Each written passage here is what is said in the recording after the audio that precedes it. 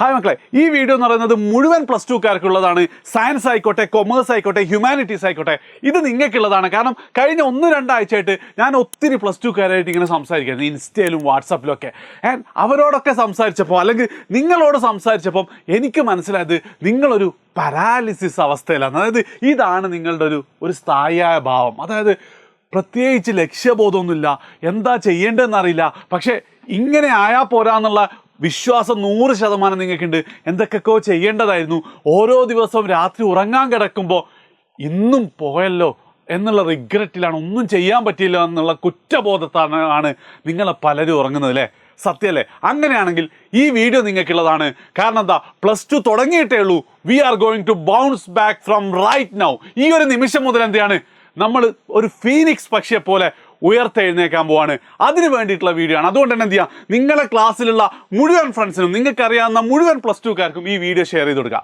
ഏറ്റവും ആദ്യം ഭൂരിഭാഗം കുട്ടികളുടെയും പ്രശ്നം എന്താ വെച്ചാൽ, സാറേ ഞാൻ 10ാം ക്ലാസ്സൊക്കെ നന്നായിട്ട് പഠിച്ചിട്ടുണ്ടായിരുന്നു, അല്ലെ 10ാം ക്ലാസ് എനിക്ക് അധികം മാർക്ക് ഉണ്ടായിരുന്നില്ല, പക്ഷെ +1 ഞാൻ നന്നായിട്ട് പഠിക്കുമെന്ന് വിചാരിച്ചു. പക്ഷെ സാർ എൻ്റെ +1 ഞാൻ വിചാരിച്ചതുപോലെ ആയില്ല, മാർക്കൊക്കെ വളരെ കുറവാണ്.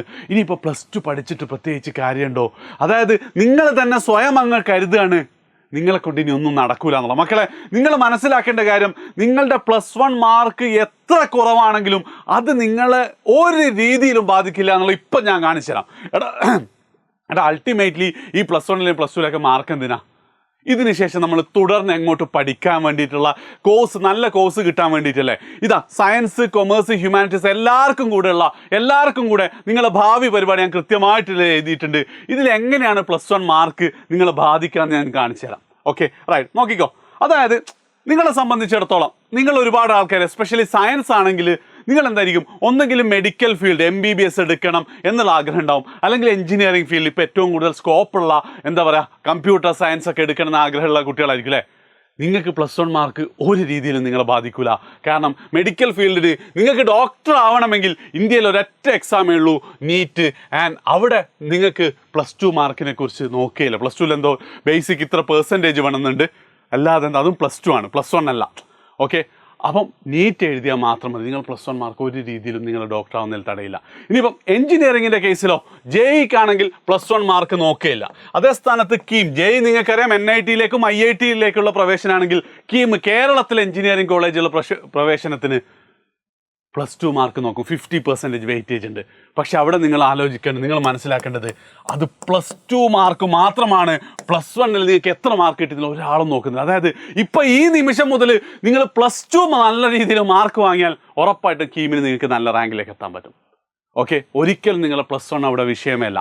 ഇനി കുറച്ചും കൂടെ കുട്ടികൾക്ക് എന്താണ്, സാറ് ഇതൊക്കെ പഠിക്കുന്ന കുട്ടികൾക്കാണ്, എൻട്രൻസ് ഒന്നും എഴുതാൻ എന്നെ കൊണ്ട് പറ്റില്ല, പക്ഷേ എനിക്ക് നല്ലൊരു ജോലി വേണമെന്നുള്ള രീതിയിൽ ഒത്തിരി കുട്ടികൾ paramedical courses, nursing, physiology, physiotherapy തുടങ്ങിയ ഒത്തിരി, മറ്റേ ഒക്യുപ്പേഷണൽ തെറാപ്പിസ്റ്റ്, സ്പീച്ച് തെറാപ്പിസ്റ്റ് എന്നൊക്കെ പറഞ്ഞ കുറേ പാരാമെഡിക്കൽ കോഴ്സസ്, അത് ഈ നിമിഷം വരെ +2 മാർക്ക് മാത്രം വെച്ചിട്ടാണ്. അതായത് നിങ്ങൾക്ക് എൻട്രൻസോ കാര്യങ്ങളോ ഒന്നുമില്ല, പക്ഷേ +2 മാർക്ക് വെച്ചിട്ടാണ്. ഞാൻ അവിടെയും എന്തില്ല, +1 മാർക്ക് നോക്കൂല, നിങ്ങളുടെ +2ൽ നിങ്ങൾക്ക് എത്ര മാർക്ക് ഉണ്ടെന്ന് മാത്രമാണ്. നല്ല മാർക്ക് വേണം കേട്ടോ മക്കളെ. അതായത് ഒത്തിരി കുട്ടികൾ പറയുന്നുണ്ടായിരുന്നു LBSൻ്റെ അഡ്മിഷന് എനിക്ക് കിട്ടൂല, എനിക്ക് 90% ഉള്ളൂ എന്നൊക്കെ.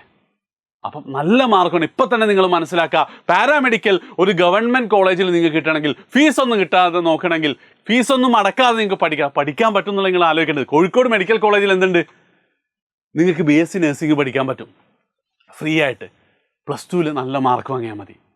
നിങ്ങൾ 2 മാസം വെറുതെ ഇരുന്ന് നിങ്ങൾ ജൂൺ ജൂലൈ അവസാനിക്കാറായി. പക്ഷേ ഇനി അങ്ങോട്ടുള്ള മാസങ്ങളിൽ പഠിച്ചാൽ എന്ത് ചെയ്യാൻ പറ്റും, നിങ്ങളെ കൊണ്ട് അത് പറ്റുമടാ.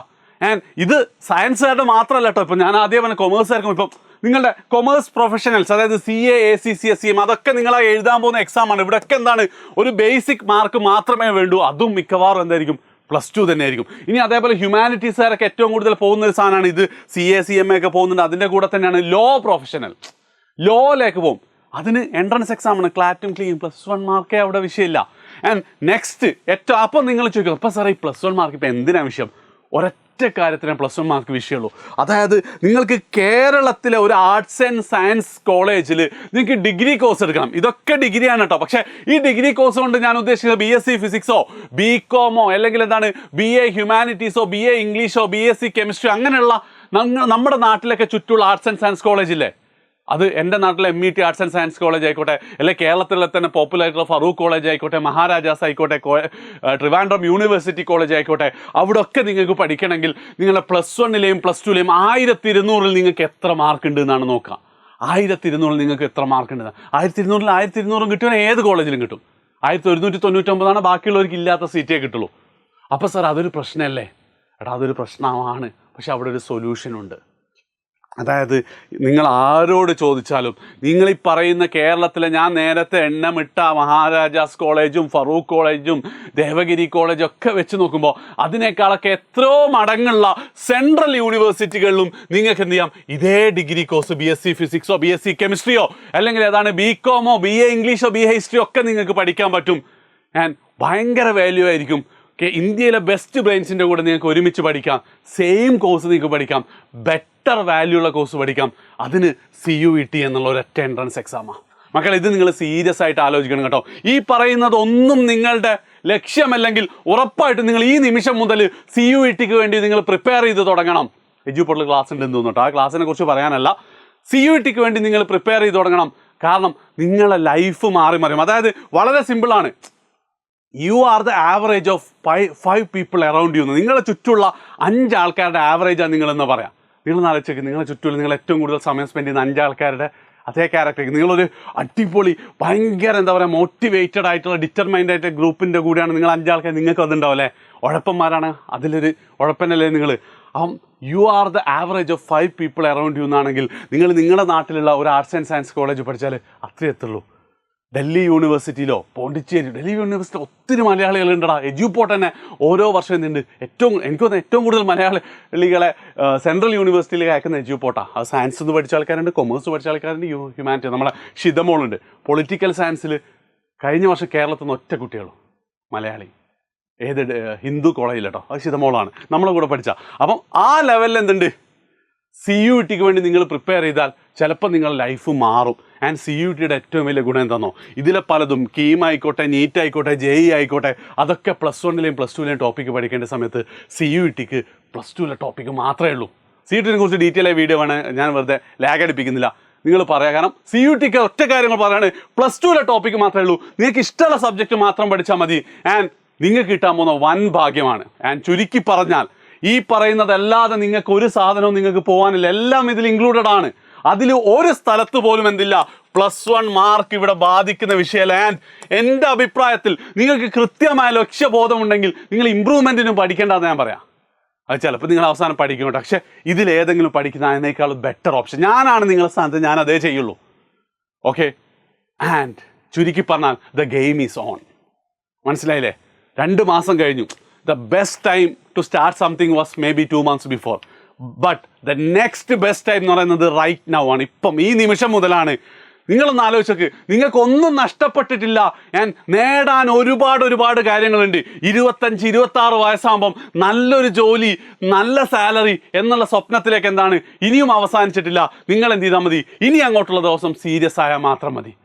പക്ഷേ സാർ എന്നെ കൊണ്ട് പറ്റൂല എന്നാണെങ്കിൽ ഒരൊറ്റ കാര്യം കൂടെ ഞാൻ പറഞ്ഞിട്ട് അവസാനിപ്പിക്കാം. മക്കളെ, നിങ്ങളൊരു ദിവസത്തെ ഞാൻ എന്ത് ചെയ്യാണ്? ഞാൻ ഡിവൈഡ് ചെയ്ത് തരാണ്. നിങ്ങൾ 8 മണിക്കൂർ ഉറങ്ങിക്കോ. ഒരു +2കാരൻ 8 മണിക്കൂർ ഉറങ്ങേണ്ട ആവശ്യമൊന്നുമില്ല. 8 മണിക്കൂർ നിങ്ങൾ ഉറങ്ങിക്കോ. ഏത് സമയം മുതൽ ഏത് സമയം വരെ ആയാലും കുഴപ്പമില്ല. ആൻഡ് ഒരു 10 മണിക്കൂർ ഞാൻ എന്ത് ചെയ്യാണ്? നിങ്ങൾ സ്കൂളിന് വേണ്ടി വിടുക. 10 മണിക്കൂർ എന്ന് പറഞ്ഞാൽ രാവിലെ ഒരു 8 മണിക്ക് ഇറങ്ങിയിട്ട് നിങ്ങൾ വൈകുന്നേരം 6 മണിക്ക് തിരിച്ച് വരുന്ന രീതിയിൽ. അപ്പം 10, 8, 18 കഴിച്ചിട്ട് നിങ്ങൾക്ക് എന്നിട്ട് 6 മണിക്കൂർ ഒരു ദിവസമുണ്ട് നിങ്ങൾക്ക് നിങ്ങളിഷ്ടമുള്ള കാര്യങ്ങൾ ചെയ്യാൻ. നിങ്ങൾ ആലോചിച്ചോട്ടെ, ആ 6 മണിക്കൂറിൽ എത്ര മണിക്കൂർ നിങ്ങളിപ്പോൾ പഠനത്തിന് വേണ്ടി സ്പെൻഡ് ചെയ്യുന്നുണ്ട്? എന്തു പോയാലും ഒരു 4 മണിക്കൂർ പോയിക്കോട്ടെ, 2 മണിക്കൂർ നിങ്ങൾ സീരിയസ്ലി പഠിക്കാൻ പറ്റൂലേ? അതും പോട്ടെ, 1 മണിക്കൂർ ഇനി മുതലുള്ള എല്ലാ ദിവസവും. ഞാൻ പറയുന്നത് എന്താ വെച്ചാൽ നിങ്ങൾക്ക് 4 മണിക്കൂർ പഠിക്കണം. ഞാൻ 1 മണിക്കൂറൊന്നും പഠിച്ച് ഈ സാധനത്തിലേക്കൊന്നും എത്തൂല കേട്ടോ. പക്ഷെ 1 മണിക്കൂർ വെച്ച് നമുക്ക് തുടങ്ങിക്കൂടെ? എല്ലാ ദിവസവും 1 മണിക്കൂർ നിങ്ങൾ പഠിക്കാൻ. ഒരൊറ്റ കാര്യം, ഈ 1 മണിക്കൂർ എന്ന് പറയുന്നത് നിങ്ങൾ സ്കൂളിൽ നാളെ ചെയ്യേണ്ട ഹോംവർക്കുകളോ അല്ലെങ്കിൽ ലാബിൻ്റെ സാധനങ്ങൾ എഴുതൽ അതൊന്നുമല്ല. അതല്ലാതെ എന്ത് ചെയ്യണം? നിങ്ങൾ സ്വന്തമായിട്ട് നിങ്ങൾക്കൊരു ചോയ്സ് ഉള്ള സാധനം. ഞാൻ ഇന്ന് ഇത് പഠിക്കാൻ പറഞ്ഞാൽ 1 മണിക്കൂർ നിങ്ങൾക്ക് പഠിക്കാൻ പറ്റും. നിങ്ങൾ സയൻസ് ആയിക്കോട്ടെ, കൊമേഴ്സ് ആയിക്കോട്ടെ, ഹ്യൂമൻ. ഞാൻ പറയാണ്, നിങ്ങൾ അങ്ങനെ പഠിക്കുകയാണെങ്കിൽ കേരളത്തിലെ ടോപ്പ് 1% നിങ്ങൾ ഉണ്ടാവും. ടോപ്പ് 1% നിങ്ങളുടെ. കാരണം അത്രക്കും കുറച്ച് ആൾക്കാർ ഇപ്പോൾ അത് സ്പെൻഡ് ചെയ്യുന്നുള്ളൂ അല്ലേ? നിങ്ങളെ ചുറ്റുമുള്ള എത്ര ആൾക്കാർ അങ്ങനെ പഠിക്കുന്നുണ്ട്? അപ്പം ആ ഒരു രീതിയിൽ നിങ്ങളൊന്ന് തീരുമാനിക്കണം. ഒന്ന് ഇപ്പോൾ ഒരു ഡിസിഷൻ എടുക്കണം. 1 മണിക്കൂർ ഞാൻ പഠിക്കുന്നുള്ളത്, ഈ 6 മണിക്കൂർ 1 മണിക്കൂർ തുടങ്ങും നമ്മൾ. നിങ്ങൾ തന്നെ കൂട്ടണങ്ങൾ, കൂട്ടാനൊന്നും ഞാൻ പറയില്ല. 1 മണിക്കൂർ എന്ത് ചെയ്യുക, നിങ്ങൾ കൂട്ട് 1.5 2 ആക്കി നോക്ക്.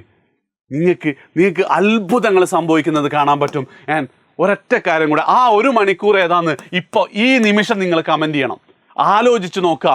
1 മണിക്കൂർ രാവിലെ സാറേ 6 മണി മുതൽ 7 മണി വരെ, അല്ലെങ്കിൽ സാറേ രാത്രി 7 PM to 8 PM, അല്ലെങ്കിൽ സാറേ രാത്രി 11 to 12, ഏതാണെങ്കിലും 1 മണിക്കൂർ നിങ്ങൾ പഠിക്കുമെന്ന് ഉറപ്പിക്കുക.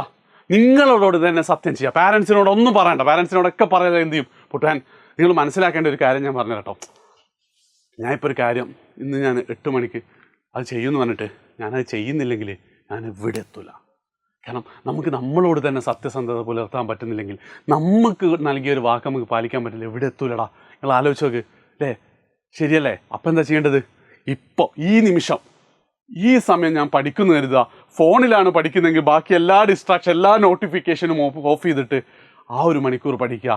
അല്ലെങ്കിൽ ടെക്സ്റ്റ് ബുക്ക് തുറന്നാണെങ്കിൽ ഫോൺ മാറ്റി വെക്കുക. 1 മണിക്കൂർ ഇനി മുതൽ എല്ലാ ദിവസവും നിങ്ങൾ പഠിക്കുക. അടുത്തൊരാഴ്ച നിങ്ങൾ പഠിക്കുകയാണെങ്കിൽ അടുത്ത ആഴ്ച ഞാൻ വീണ്ടും വരാം, ഇതെങ്ങനെ ബെറ്റർ ആക്കാന്നുള്ളത്, അല്ലെങ്കിൽ എന്ത് പഠിക്കുക, എങ്ങനെ പഠിക്കുക എന്നുള്ളത്. ഇപ്പം നിങ്ങൾ ചെയ്യേണ്ടത്, ഒന്നും അറിയാത്ത ആൾക്കാരാണെങ്കിൽ ഇന്ന് ചാപ്റ്റർ തീരുമാനിക്കുക, യൂട്യൂബിൽ സെർച്ച് ചെയ്യുക ഇന്ന് ചാപ്റ്റർ എജ്യൂപോർട്ടെന്ന്. ആ ചാപ്റ്റർ കണ്ടാൽ മാത്രം മതി. ചോദ്യങ്ങളൊക്കെ ഉള്ളത് ഒന്ന് ചെയ്ത് നോക്കുക. അത് മാത്രം ചെയ്ത ഒരാഴ്ച നമ്മളൊക്കെ എന്ത് ചെയ്യാം, നമ്മൾ ബൗൺസ് ബാക്ക് റീഗെയിൻ ചെയ്യാൻ പോവാണ്.